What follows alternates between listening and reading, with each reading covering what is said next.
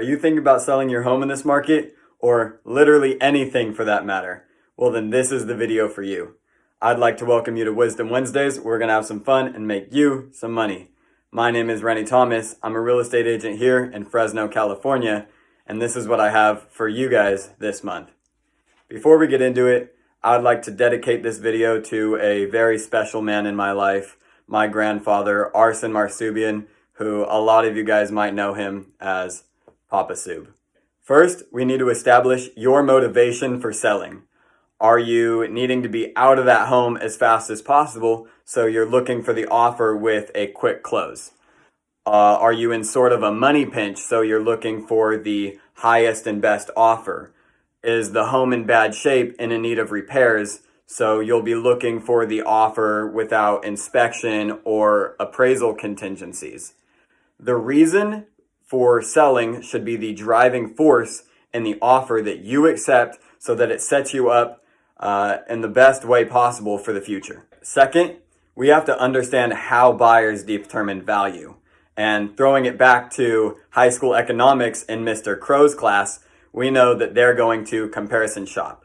They're going to take a look at your product, in our case, a home, and compare it with its features, its benefits, and its price, and look at a similar home against its features, its benefits, and its price, right?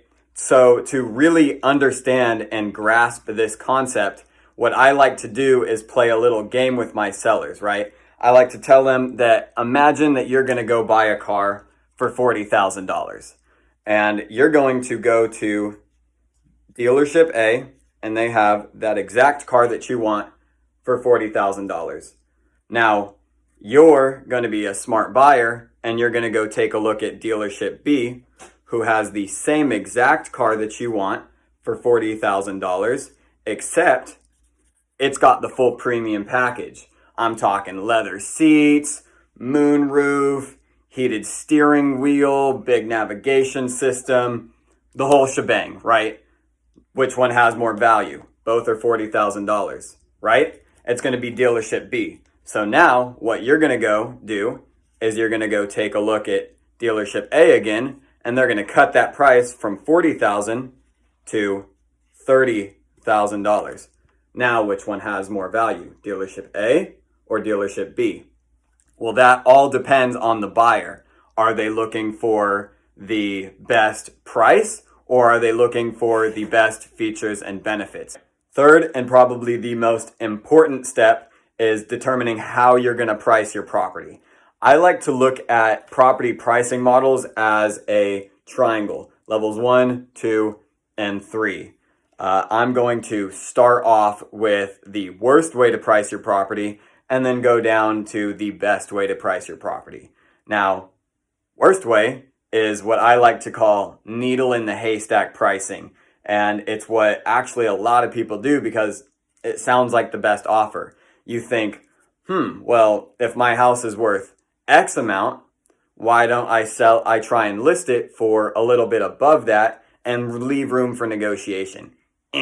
Wrong. What that's going to do is it's going to make your property the bottom of the barrel compared to all the other homes in its price range. A serious buyer is going to set minimum and maximum amounts for what the house is.